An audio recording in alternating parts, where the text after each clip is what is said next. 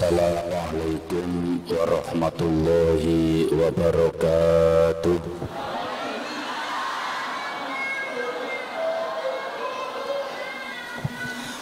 Bismillahirrahmanirrahim. Alhamdulillah alladzi katabal izzata wal karamata liman ata'ah wa qadha liman asahu wa khalafa amrah. Allahumma salli ala sayyidina Muhammad al-fatihi lima ughliq wal khatimi lima sabaq nasiril haqqi bil haqq wal hadi ila siratikal mustaqim wa ala alihi haqqa qadrihi wa miqdarihil azim. Amma ba'du. Yang terhormat Takmir Masjid Izzul Islam Ketanggungan dan seluruh para kiai, para asatid, para jamaah pengajian rutin, mari bersama-sama kita memanjatkan syukur kehadirat Allah Subhanahu wa Ta'ala. Alhamdulillah, pada malam hari ini kita bisa kembali mengikuti majelis ta'lim. Mudah-mudahan dengan kesemangatan kita bersama untuk bersama-sama mengikuti pengajian pada malam hari ini, Allah Subhanahu wa Ta'ala akan memberikan kepada kita semua ilmu yang bermanfaat, manfaat bagi kehidupan kita di alam dunia dan manfaat bagi kehidupan kita di alam akhirat. Amin ya rabbal alamin. Para hadirin, malam hari ini malam Selasa, insya Allah kita semua diberi panjang umur, sehat walafiat. Setelah malam Selasa, malam Rebo, malam Kemis, malam Jumat yang akan datang, di samping malam Jumat itu sendiri adalah malam yang mulia, malam yang penuh cahaya. Ketepatan malam Jumat yang akan datang adalah malam pertama bulan Dzulhijjah. Malam pertama bulan Dzulhijjah. Ada apa di bulan Dzulhijjah? Mestinya kalau berbicara tentang bulan Dzulhijjah, kita teringat tentang hari raya Idul Adha. Pada malam hari ini, seperti diktat yang ada pada bapak-bapak dan ibu-ibu, saya memberi tema sisi lain dari hikmah Idul Adha. Idul Adha mempunyai hikmah yang sangat amat banyak. Di antara hikmahnya adalah bahwa setiap kesuksesan pasti diperingati. Begitu juga disyariatkannya kita berhari raya Idul Adha, karena memperingati suatu kesuksesan. Ya.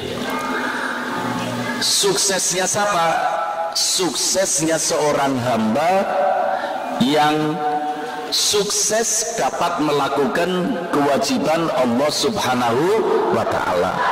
Saya yakin bapak-bapak, ibu-ibu sudah mengetahui sedikit banyaknya bahwa Idul Adha adalah memperingati suksesnya Nabi Ibrahim alaihi salam. Karena Nabi Ibrahim diperintah oleh Allah untuk menyembelih putranya, yaitu Ismail alaihi salam.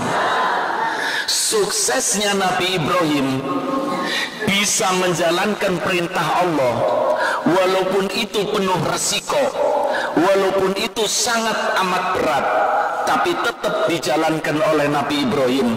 Maka suksesnya Nabi Ibrahim, Allah pun memerintahkan kepada kita umat Nabi Muhammad SAW untuk merayakannya. Kalau Allah memerintahkan kita, kalau Nabi kita Muhammad Sallallahu Alaihi Wasallam memerintahkan umatnya, pasti di balik perintah itu banyak hikmahnya. Pasti di balik perintah itu ada nilai-nilai yang positif buat kita. Perintah kita merayakan hari raya Idul Adha. Pertama yaitu memperingati suksesnya seorang hamba, yaitu Nabi Ibrahim alaihis salam. Diperintah oleh Allah untuk menyembelih putranya Nabi Ismail alaihis salam. Begini para hadirin, kalau kita mendengar kata-kata menyembelih, sadis apa enggak? Ngeri apa enggak? Begitu ngeri, serem, ya, sadis. Tapi karena ini perintah Allah Subhanahu wa ta'ala, ada satu hal yang perlu kita perhatikan. Tadi saya mengatakan, setiap perintah Allah, setiap perintah Nabi kita Muhammad Sallallahu Alaihi Wasallam, di baliknya ada hikmah, di baliknya ada pelajaran bagi kita umat Nabi Muhammad Sallallahu Alaihi Wasallam. Ya. Hikmahnya apa para hadirin? Allah terangkan dalam Al-Quran, tepatnya dalam surat As-Saffat ayat 102 dan seterusnya. Jadi ketika itu Nabi Ibrahim yakin bahwa Nabi Ibrahim diperintah oleh Allah untuk menyembelih putranya. Ulama-ulama ahli tafsir menerangkan bahwa Nabi Ismail ketika itu usianya sekitar 9 tahun, 10 tahun atau 11 tahun. Seorang anak yang umurnya 9 tahun atau 10 tahun, apalagi 11 tahun, mengerti bahwa yang namanya pisau kalau diletakkan di leher itu sakit, apalagi dikoncang akan menjadi mati. Ismail sudah cukup besar, dan kita harus tahu, sebab banyak yang membayangkan, dianggapnya ketika Nabi Ibrahim mendapatkan perintah dari Allah untuk menyembelih putranya Ismail, kemudian Nabi Ibrahim pulang membawa tali, Ismail diikat. Bukan begitu para hadirin. Indahnya kisah Nabi Ibrahim yang digambarkan oleh Allah di dalam surat As-Saffat. Coba nanti lihat surat As-Saffat ayat 101. Ketika Nabi Ibrahim sudah yakin bahwa ini adalah perintah Allah, Nabi Ibrahim memanggil anaknya Ismail.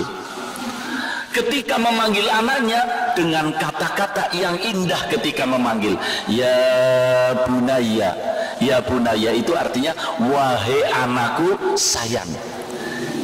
Iya, diusap itu Ismail, dipegang punggungnya Ismail oleh Nabi Ibrahim. Siapa orang tua yang tidak cinta kepada anaknya? Begitu juga Nabi Ibrahim, apalagi Nabi Ibrahim yang sampai tua tidak mendapatkan anak. Anak ini adalah dambaan dari Nabi Ibrahim, Ismail, yang begitu ya hebat seorang anak. Dipanggil oleh Nabi Ibrahim, ya bunaya inni arafil manami anni azbahuka. Hai anakku sayang, aku dapat perintah dari Allah untuk menyembelihmu. Kemudian Nabi Ibrahim mengatakan, fandur madza taro. Ini pelajaran loh bagi orang tua, bagaimana bergaul dengan anak. Nabi Ibrahim mengatakan kepada Ismail, Ismail, aku ini diperintah oleh Allah untuk menyembelih kamu. Iya. Kemudian Nabi Ibrahim setelah memberitahu kepada Ismail, Nabi Ibrahim mengatakan, fandur madza taro. Pendapatmu bagaimana nak? Bagaimana pendapatmu? Kamu akan aku sembelih karena diperintah oleh Allah. Maaf para hadirin, seandainya ketika Ismail diberitahu oleh ayahnya bahwa Ismail akan disembelih karena perintah Allah, kemudian masih diberi kesempatan, fandur madza taro, bagaimana pendapatmu nak? Maaf, seandainya ketika Nabi Ibrahim mengatakan, bagaimana pendapatmu, aku akan sembelih kamu, tahu-tahu Ismail lari, Bu. Ismail menghilang. Kira-kira Nabi Ibrahim sukses apa gagal? Gagal. Kira-kira ada ndak hari raya Idul Adha? Ndak ada, karena yang mau disembelih lari. Tapi hebatnya para hadirin, coba lihat di lembaran yang ada di tangan kita, ayat 102 dari surat As-Saffat. Ketika Nabi Ibrahim mengatakan fandur madza taro, bagaimana pendapatmu nak? Spontan Ismail mengatakan, qala ya abati fa'al ma tu'mar satajiduni insyaallahu minas sabirin. Ismail spontan mengatakan, wahai ayahku sayang, lakukan, kalau betul-betul itu perintah Allah, engkau akan mendapati aku orang yang sabar. Apapun resikonya, apapun yang aku harus hadapi, karena kalau itu betul-betul perintah Allah, aku siap apa saja.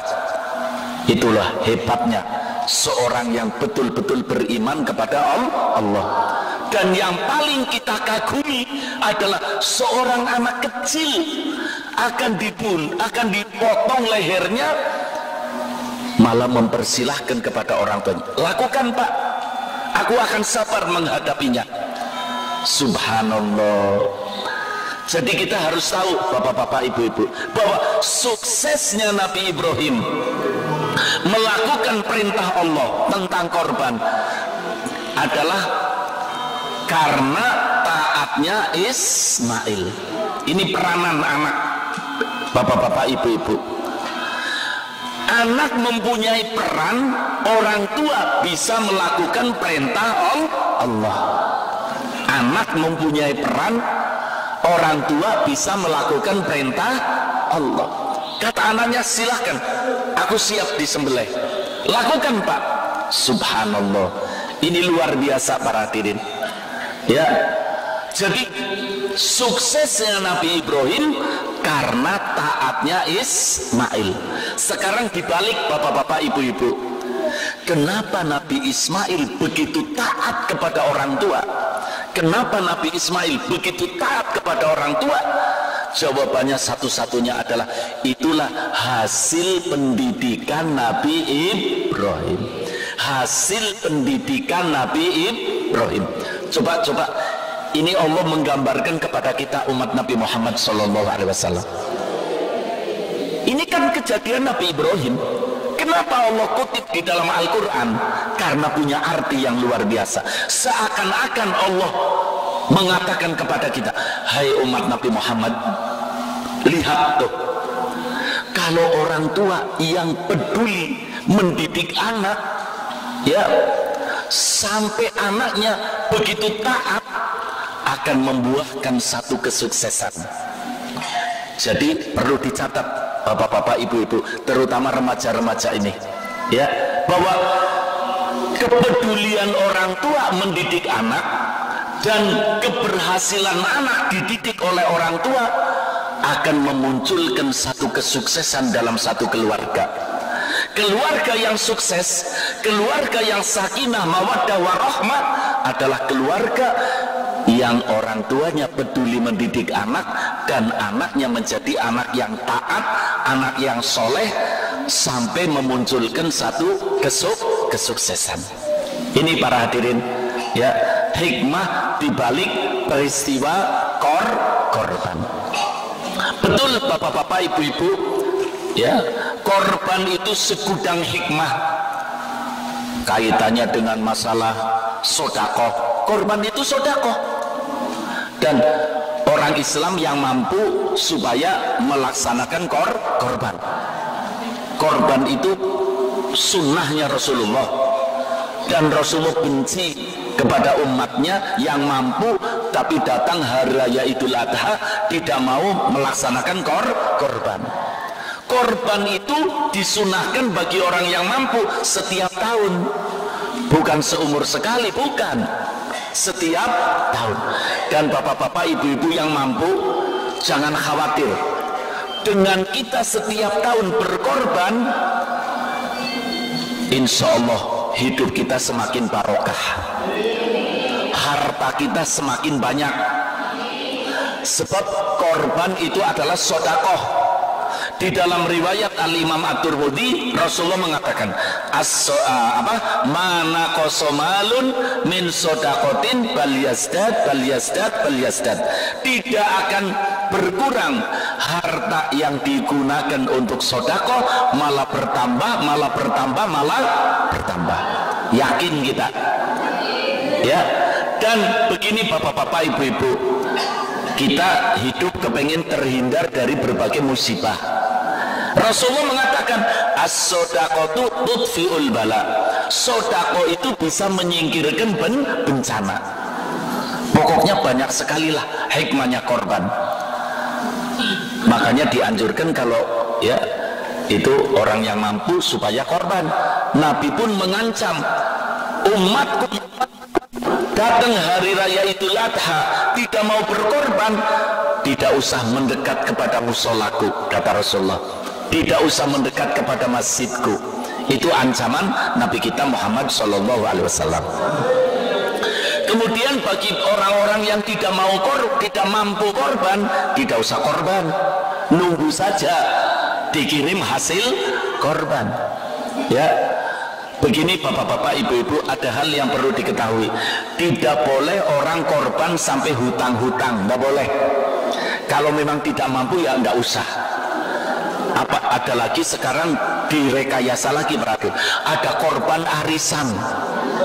Korban apa? Itu tidak ada di dalam syariat Islam. Korban arisan. Kalau mau korban ya beli aja, dipotong, tidak usah arisan. Ya, saya khawatir kalau korban gak pakai arisan itu namanya rekayasa. Namanya apa? Lah, kalau si fulan dapat arisan bisa korban, tahu-tahu tahun depan si fulan ini sudah mati, berarti kan merugikan orang lain.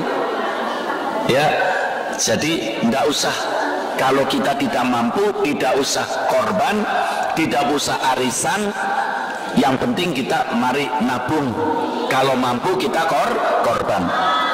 Kemudian para hadirin, bapak-bapak, ibu-ibu dan saudara-saudara sekalian, kita kembali ya, bahwa kunci sukses Nabi Ibrahim alaihissalam dalam upaya mewujudkan putra yang soleh diantaranya. Maaf, saya yakin bapak-bapak, ibu-ibu, semuanya kita pengen anak-anak kita, putra-putri kita menjadi putra-putri yang soleh dan solehah. Coba tadi kita mendengar bagaimana jawaban Ismail, begitu indah sampai menjadikan orang tua sukses. Kalau kita pengen bapak-bapak, ibu-ibu, putra-putri kita sukses, banyak jalan. Di antaranya paling utama adalah kepedulian orang tua mendidik putra-putrinya masalah agama. Masalah apa? Islam tidak membatasi orang mencari ilmu, silahkan mencari ilmu tentang teknik, menjadi insinyur, menjadi sarjana, menjadi dokter, itu didukung oleh Islam. Tapi mari dibarengi dengan pendidikan agama supaya jadi insinyur yang kenal Allah, insinyur yang cinta Nabi Muhammad SAW, menjadi dokter yang berbakti kepada orang tua. Ya, padahal ini rugi loh untuk orang tua. Kalau orang tua mendidik anaknya terus didik masalah duniawi saja, tidak dibarengi dengan pendidikan agama, itu rugi bagi orang tua. Ruginya apa? Nanti kalau sudah anaknya sukses, tidak akan ingat kepada orang tua. Orang tuanya mati, tidak innalillah, tapi alhamdulillah. Ini sudah banyak kejadian berarti. Alhamdulillah, mati tinggal terima warisannya saja. Ya. Kalau orang tuanya mati ngomong alhamdulillah, kira-kira mendoakan orang tua apa enggak? Ini satu kerugian bagi orang tua. Tapi bukan berarti anak kita jangan menjadi dokter, anak kita jangan menjadi insinyur. Boleh, asal dibarengi dengan pendidikan agama. Monggo. Mas, maaf loh para hadirin, orang-orang tua yang mendidik anak-anaknya hanya masalah dunia saja, ini anak-anaknya nanti segen. Ya, seperti hadir pengajian seperti ini. Ini hadir majelis alim adalah perintah Allah, perintah Nabi Muhammad SAW. Coba, tidak ada perbuatan yang lebih diridhoi oleh Allah melainkan mencari ilmu.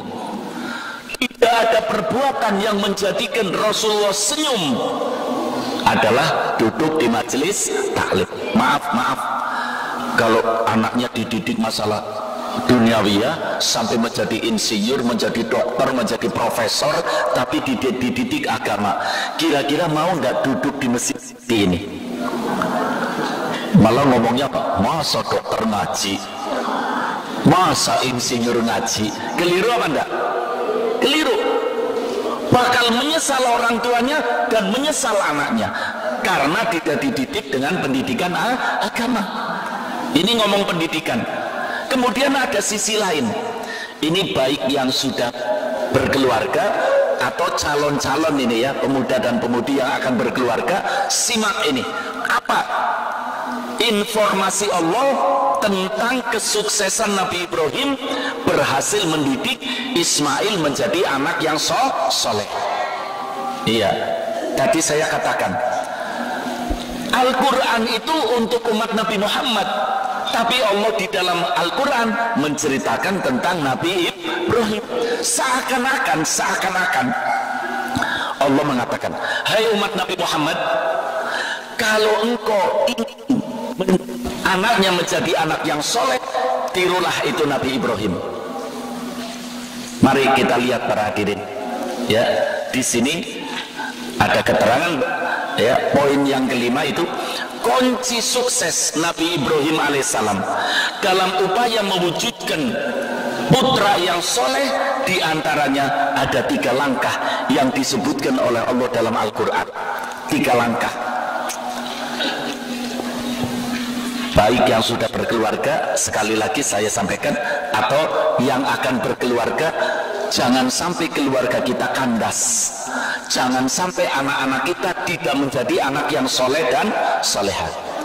Di samping intinya tadi saya katakan adalah pendidikan agama. Penunjangnya yang paling utama ada 3 langkah. Ini yang dilakukan oleh Nabi Ibrahim. Maaf, saya tidak merendahkan bapak-bapak dan ibu-ibu. Saya dan bapak-bapak, ibu-ibu sama. Ya, lihat tuh Nabi Ibrahim. Nabi Ibrahim itu Nabi, Rasul, Ulul Azmi, Khalilullah. 4 kedudukan Nabi Ibrahim di sisi Allah. Begitu mulia Nabi Ibrahim. Nabi, Rasul, Ulul Azmi, Khalilullah. Begitu tingginya Nabi Ibrahim kedudukannya di sisi Allah, masih berusaha ingin anaknya menjadi anak yang soleh. Itu yang Nabi, itu yang Rasul, itu yang Ulul Azmi, itu yang Khalilullah. Loh, kita bagaimana? Nabi bukan, Rasul bukan, wali ya bukan, tapi kok hidupnya tidak berusaha anaknya menjadi anak yang soleh. Rugi apa tidak? Rugi. Ini pelajaran bagi kita. Ada 3 langkah di samping tadi berbicara masalah pendidikan. 3 langkah yang ditempuh oleh Nabi Ibrahim. Yang pertama, perhatian orang tua untuk selalu mendoakan anak. Ini yang pertama. Perhatian orang tua untuk selalu mendoakan anak. Silahkan bapak-bapak, ibu-ibu dalam berdoa mohon apa saja. Kita kalau berdoa itu bapak-bapak, ibu-ibu, pertama yang kita mohon panjang umur, sehat wal, mantap iman Islam, bisa istiqomah, ya, sampai mendapatkan husnul. Setelah berdoa masalah ini kita mohon, silahkan mau minta rizki, minta apa, tapi dahulukan mohon kepada Allah supaya anaknya menjadi anak yang soleh dan solehah. Mohon kepada Allah dengan bahasa apa saja Allah paham. Ya Allah, berikanlah anakku anak-anak yang taat, Jadikan anak-anakku anak yang soleha ya Allah, supaya anak-anakku itu ya Allah beri hidayah, anak-anak yang semangat ibadah kepadamu ya Allah. Terus doakan anak-anak kita, apalagi peranan doa orang tua untuk anak, sebagaimana dikatakan oleh Nabi kita Muhammad SAW, doaul walid li waladihi kadu'ain nabi li ummati. Doanya orang tua untuk anak bagaikan doanya seorang nabi untuk umat, yang pasti akan diterima oleh Allah.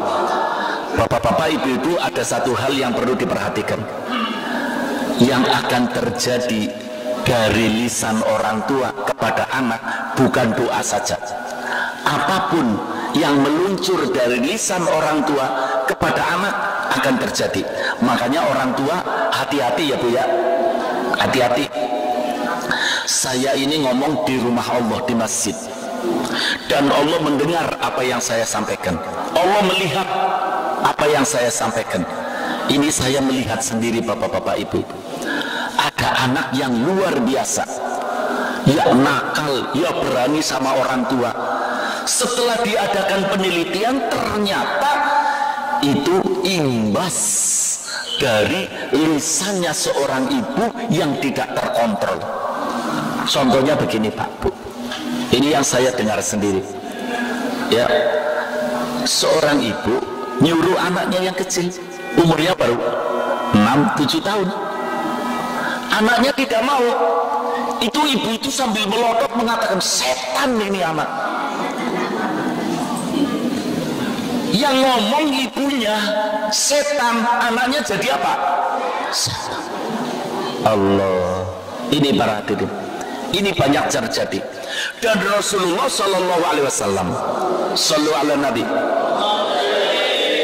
Rasulullah pernah cerita dalam hadis yang sahih, dulu ada seorang anak yang soleh namanya Juraij.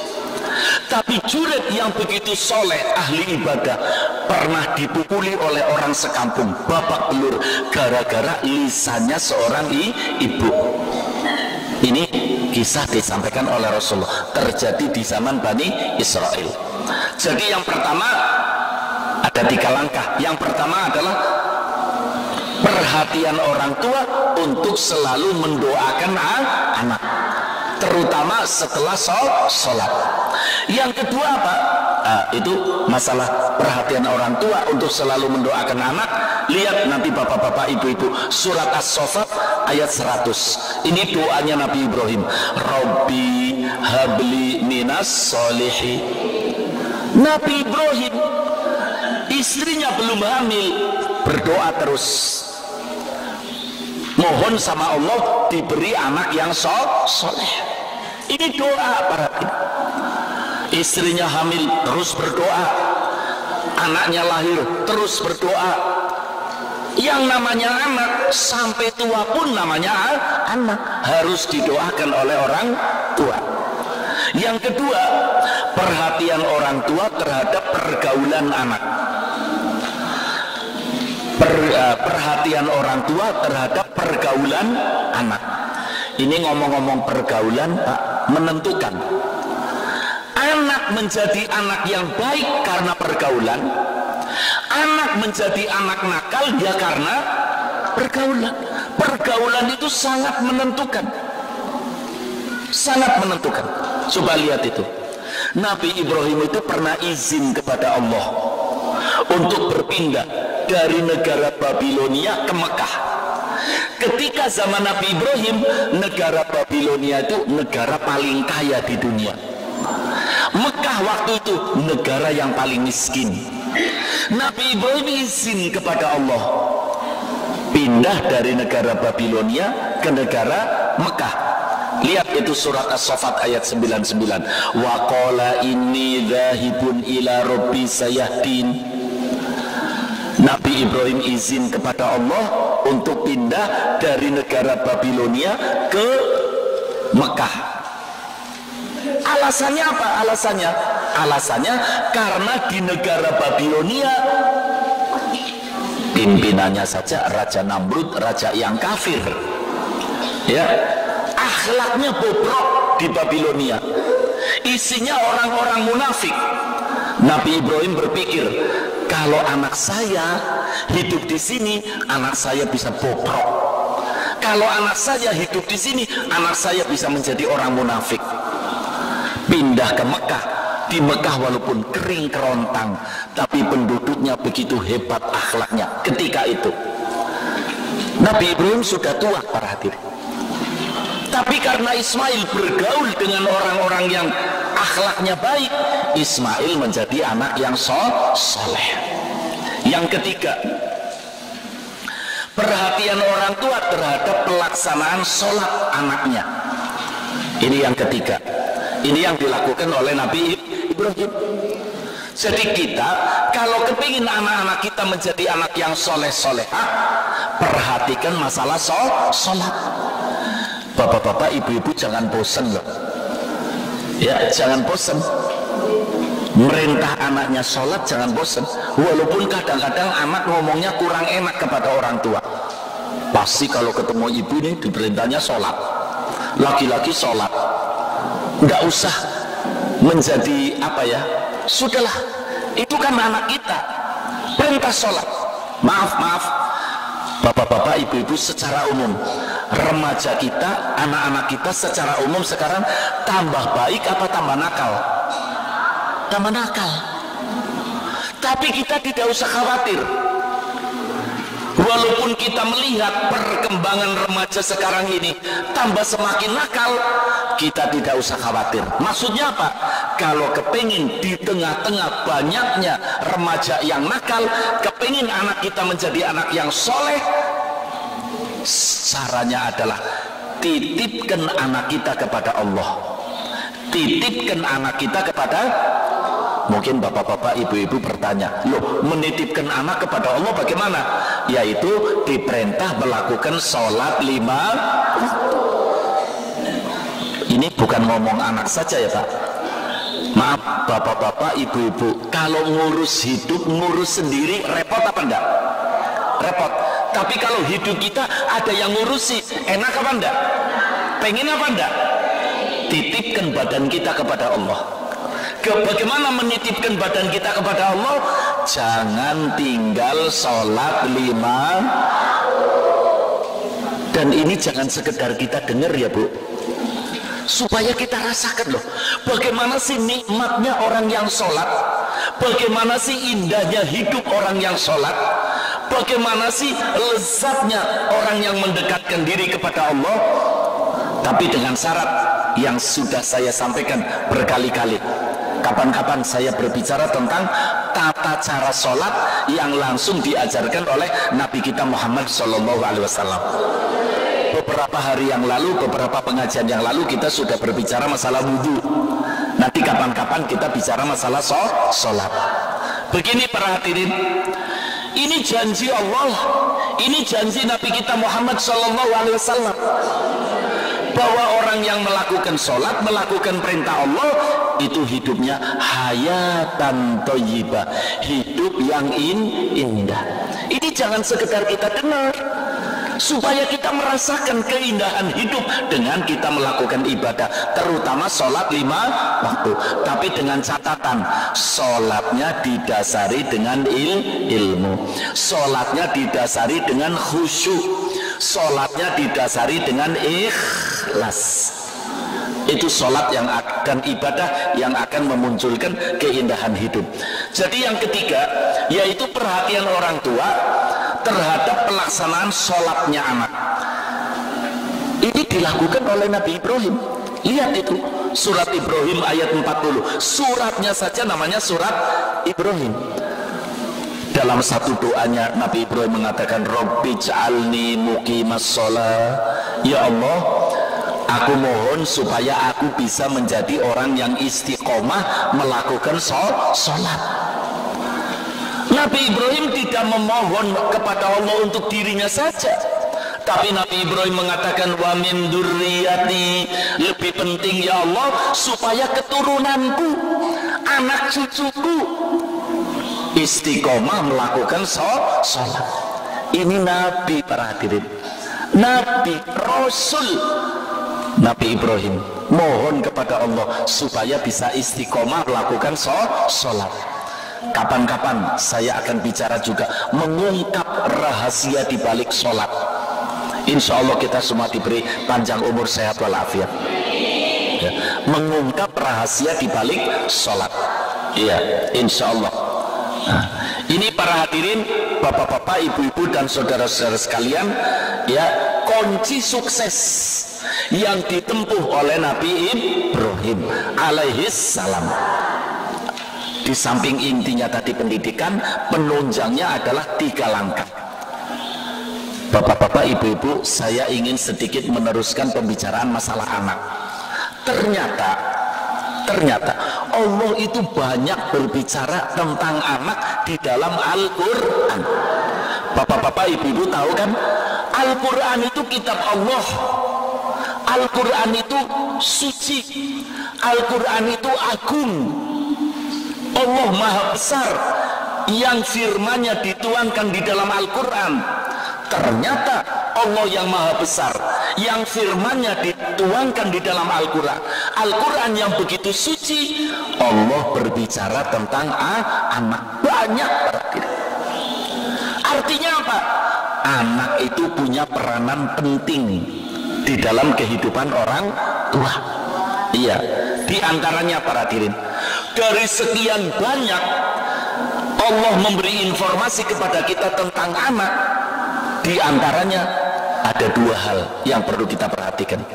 Ternyata anak itu ada 2 macam. Ada anak yang menjadi penyejuk mata kehidupan, penyejuk pandangan mata. Ada anak yang menjadi musuh Allah. Ada anak yang kalau dipandang oleh orang tua, itu orang tua jadi sejuk, jadi indah. Maaf, bapak-bapak, ibu-ibu yang kerja mencari rizki sepanjang hari, sore datang ke rumah capek apa enggak? Ketika sore hari datang ke rumah dalam keadaan capek, melihat anaknya sudah pakai sarung, sudah pakai baju koko, sudah pakai peci, apalagi anaknya lagi baca Al-Quran, kira-kira capeknya hilang apa enggak? Ya Allah, ini masih di dunia, capeknya hilang, sejuk dipandang. Mungkin orang tua akan meneteskan air mata. Alhamdulillah, tidak rugi saya capek-capek mencari rizki kalau melihat anaknya seperti itu. Maaf para hadirin, sekarang ini remaja modelnya macam-macam ya, macam-macam. Kadang-kadang ada yang saya lihat, ini manusia apa bukan ini, dari luar biasanya. Makanya mari bapak-bapak, ibu-ibu, ya, usahakan anak-anak kita menjadi anak yang soleh. Mari kita lihat ini. Saya mengutip di sini ada 4 ayat.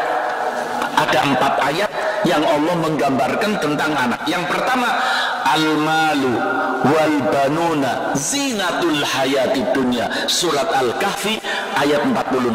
Harta dan anak-anak adalah merupakan perhiasan hidup. Bapak-bapak, ibu-ibu tahu kan yang namanya perhiasan? Hias. Ya, kalau rumah dihias indah apa enggak? Di antara keindahan hidup adalah anak kita menjadi hiasan kita. Menjadi apa? Hias. Ya Allah.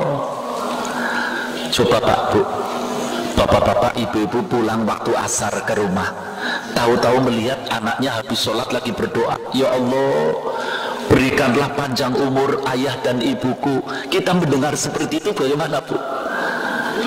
Ya Allah, mungkin kita nangis mendengar itu ya Bu. Ya Allah, ayah dan ibuku capek mencari rizki, berilah rizkinya yang lancar ya Allah. Berikanlah ayah dan ibuku rizkinya yang barokah ya Allah. Bagaimana kira-kira Bu? Allah, nikmat ya Bu. Ini orang tuanya masih hidup, anaknya sudah mendoakan, apalagi orang tuanya sudah mati. Mudah-mudahan anak-anak kita seperti ini, amin.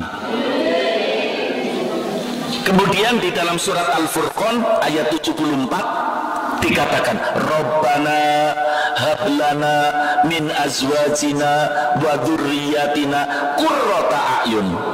Ya Tuhan kami, ya Allah, anugerahkanlah kepada kami istri-istri kami dan keturunan kami sebagai penyenang hati, sebagai penyenang hati.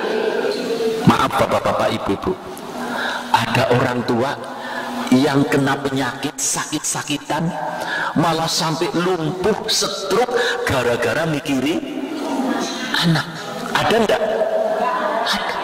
Ada orang tua yang semakin tua semakin sehat, semakin senang, semakin bahagia karena anaknya perhiasan hidup, menyenangkan hidup, anak yang soleh dan soleh. Ya Allah, mudah-mudahan anak-anak kita menjadi penyenang hidup, menjadi penghias hidup kita. Makanya terus kita doakan, ya Pak ya Bu, fokuskan pemikiran kita pada masalah anak. Lah ini ayat yang ketiga dan keempat, Allah memberi peringatan kepada kita. Ya ayyuhalladzina amanu inna min azwajikum wa auladikum aduwwan lakum. Hai orang-orang yang beriman, sesungguhnya di antara istri-istrimu dan anak-anakmu ada yang menjadi musuh bagimu. Allah, ngeri apa enggak Bu? Anak jadi musuh. Sampai ada orang tua yang mengatakan ketika dimusuhi oleh anaknya, saya musuhnya, saya anaknya sendiri. Kalau orang lain kita bisa berantas, tapi bagaimana mau diberantas yang jadi musuh anaknya sendiri? Musuhnya ada di rumah sendiri. Bagaimana hidupnya akan tenang? Naudzubillah. Itu surat At-Taghabun ayat 14. Kemudian di dalam surat At-Taghabun ayat 15, innama amwalukum wa auladukum fitnah. Sesungguhnya hartamu dan anak-anakmu hanyalah cobaan dari Allah buat kita. Allahumma ja'alna abdan ihsana wa la taj'alna abdan imtihana. Ya Allah, jadikanlah kami hamba-hamba yang disayang, jangan menjadi hamba-hamba yang diuji, dicoba. Ya Bu, mudah-mudahan kita semua jadi hamba-hamba yang disayang. Para hadirin, tidak kalah pentingnya dari semua itu bahwa bulan Dzulhijjah ini nanti datangnya mulai hari apa? Jumat yang akan datang, ya, adalah di antara 4 bulan yang dimuliakan oleh Allah Subhanahu wa Ta'ala. Nanti bapak-bapak, ibu-ibu di rumah bisa lihat surat At-Taubah ayat 36. Semua bulan mulia apabila diisi dengan perbuatan yang baik. Semua bulan akan menjadi jelek apabila perbuatan manusianya jelek. Tapi ada 4 bulan yang memang Allah mengatakan mulia. Di antaranya adalah bulan Dzulhijjah. Bulan Dzulhijjah. Malah bapak-bapak, ibu-ibu, Allah pernah bersumpah di dalam Al-Quran, wal fajri walayalin ashr, demi fajar dan demi 10 malam. Pakar-pakar tafsir mengatakan fajar yang digunakan sumpah oleh Allah nanti tanggal 1 bulan Muharram, tahun baru Islam. Demi 10 malam. Maksudnya 10 malam apa? Malam pertama bulan Dzulhijjah, berarti malam Jumat yang akan datang, sampai malam hari raya Idul Adha. Itu malam-malam yang mulia. Kemudian Nabi Muhammad SAW dalam hadis yang sahih mengatakan, Allah dalam menciptakan hari-hari sepanjang kehidupan dunia tidak ada yang lebih mulia daripada 10 hari di bulan Dzulhijjah, tanggal 1 sampai tanggal 10. Sampai di dalam hadis sahih Nabi mengatakan, as-saumu yaumin fihi, puasa sunnah 1 hari mulai tanggal 1 nanti hari Jumat sampai tanggal 9, sebab tanggal 10-nya kita tidak boleh puasa. Orang yang puasa sunnah dari mulai tanggal 1 sampai tanggal 9 Dzulhijjah, 1 hari nilainya 1 tahun. 1 hari nilainya 1 tahun. Kalau bapak-bapak, ibu-ibu nanti mulai Jumat, Sabtu, Ahad 3 hari puasa, berarti puasa 3 tahun. Kalau puasanya dari tanggal 1 sampai tanggal 9, berarti dapat pahala puasa berapa tahun? 9 tahun. Allahu Akbar. Ya. Wal amalu, kata Rasulullah, fihi yudha'afu bisab ini atidifin. Semua amal kita dari mulai tanggal 1 sampai tanggal 10, semua amal kita akan dilipat gandakan 700 kali lipat. Jadi mulai nanti hari Jumat tanggal 1, kita sodako 1.000 rupiah, nilainya seperti sodako 700.000. Bapak-bapak, ibu-ibu pernah sodako 7 juta pernah? Nanti kalau bulan Dzulhijjah mulai tanggal 1 sampai tanggal 10, kita sodako 10.000 rupiah, nilainya 7 juta. Sodako 100.000, nilainya 70 juta. Allah. Inilah keistimewaan umat Nabi Muhammad SAW. Ini hadis diriwayatkan oleh Al-Imam Al-Baihaqi dalam sanad yang sahih. Tapi hati-hati bapak-bapak, ibu-ibu, jangan kita tergiur dengan dilipat gandakan pahala. Sebab ada riwayat yang mengatakan dosa ya begitu dosa. Ya, orang di bulan haji bohong 1 kali, dosanya 700 bohong. Nah, hati-hati ya Bu ya. Artinya kita lagi dilatih. Ya, mengumpat, riba, ngomongkan orang lain 1 kali di bulan Dzulhijjah, dosanya 700 kali. Kita lagi dilatih oleh Allah. Bapak-bapak, ibu-ibu, yang terakhir, dalam hadis yang diriwayatkan oleh Al-Imam At-Tabarani, ada zikir yang dibaca khusus, Bu. Zikir yang dibaca khusus dari mulai tanggal 1 bulan Dzulhijjah sampai tanggal 10. Berarti zikir ini dibaca hanya 10 hari dalam 1 tahun. Nanti mulai dibaca hari apa? Jumat. Sampai Jumatnya lagi, sampai hari raya Idul Adha. Ini bacanya berapa kali? 10 kali. Bacanya berapa? 10 kali. 1 hari 10 kali. Waktunya kapan? Bebas. Pagi boleh, siang boleh, sore boleh, malam boleh.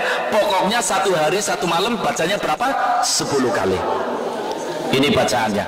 La ilaha illallah adada duhur, la ilaha illallah adada amwajil buhur, la ilaha illallah adadan nabati wasyajar, la ilaha illallah adadal khotri wal matar, la ilaha illallah adada lamhil uyun, la ilaha illallah khairum mimma yajma'un, la ilaha illallah min yaumina hadha ila yaumi yunfakhu fis-sur. Biar lebih mantap, saya mau baca. Kalau saya baca, Bapak Ibu mendengarkan. Kalau saya berhenti, Bapak Ibu yang baca ya. Bismillahirrahmanirrahim. Mari. La ilaha illallah adadat duhur, la ilaha illallah adada amwajil buhur, la ilaha illallah adadan nabati wasyajar, la ilaha illallah adadal qatri wal matar, la ilaha illallah adada lamhil uyun, La ilaha illallah khairum mimma yajma'un. La ilaha illallah min yaumina hadha ila yaumi yunfakhu fis-sur. Jadi dibaca 10 kali setiap hari selama 10 hari. Selama 10 hari. Apa kata Rasulullah? Di samping ini menguatkan iman Islam, di samping mempunyai hikmah yang luar biasa, intinya dosa kita semua diampuni oleh Allah. Baik dosa yang sudah lewat dan keadaan kita yang akan datang akan dibimbing oleh Allah menjadi keadaan yang selalu melakukan perbuatan yang diridhoi oleh Allah. Saya pesan bapak-bapak, ibu-ibu supaya bacaan ini anak cucu kita semua supaya baca ya Bu. Bila perlu para hadirin, para kiai, para asatid, ibu-ibu yang punya jamiah disebarluaskan supaya umat Islam menjadi umat yang selalu dirahmati oleh Allah Subhanahu wa ta'ala. Amin ya rabbal alamin. Insyaallah kita akan ketemu lagi bulan depan menyambut datangnya tahun baru Islam. Iya, mari bersama-sama kita berdoa, mudah-mudahan doa kita akan diijabahi oleh Allah Subhanahu wa ta'ala. Ya Allah, di antara kita ya Allah yang sedang menderita sakit, sembuhkan ya Allah. Kita yang sehat jauhkan dari berbagai penyakit ya Allah. Ya Allah, kita punya cita-cita ya Allah, berikan sukses ya Allah. Problem yang menimpa kita berilah jalan keluar ya Allah. Lancarkanlah urusan kita ya Allah. Lancarkanlah jalan rizki kita ya Allah, supaya rizki kita diberi barokah ya Allah. Keturunan kami ya Allah, anak cucu kami ya Allah, menjadi anak cucu yang soleh dan soleha ya Allah. Ya Allah, berikanlah kami istiqomah ya Allah, sehingga kami bisa tetap mempertahankan iman Islam atas akidah ahli sunnah wal jamaah. Ampunilah dosa-dosa kami ya Allah, lipat gandakanlah pahala-pahala kami ya Allah, dan berilah kami istiqomah sampai mendapatkan husnul khotimah. Bismillahirrahmanirrahim. Alhamdulillahirabbil alamin. Allahumma shalli ala sayyidina Muhammadin wa ala ali sayyidina Muhammad. Allahumma ij'al jam'ana hadza jam'an marhuma wa tafarruqana min ba'dihi tafarruqan ma'suma wa la taj'al fina wa la ma'ana syaqiyan wa la mahruma. Allahumma inna nas'aluka imanan daima wa nas'aluka qalban khashi'a wa nas'aluka ilman nafi'a wa nas'aluka yaqinan shadiqa wa nas'aluka dinan qayyima wa nas'aluka al-afiyah min kulli baliyah wa nas'aluka tamamal afiyah wa nas'aluka dawamal afiyah wa nas'aluka syukra alal afiyah wa nas'aluka al-ghina anin nas. Rabbana atina fid dunya hasanah wa fil akhirati hasanah wa qina adzabannar. Wa sallallahu ala sayyidina Muhammadin wa ala ali sayyidina Muhammad. Subhana rabbika rabbil izzati amma yasifun wa salamun alal mursalin walhamdulillahi rabbil alamin. Taqabbalallahu minna wa minkum taqabbal ya karim. Wassalamu alaikum warahmatullahi wabarakatuh.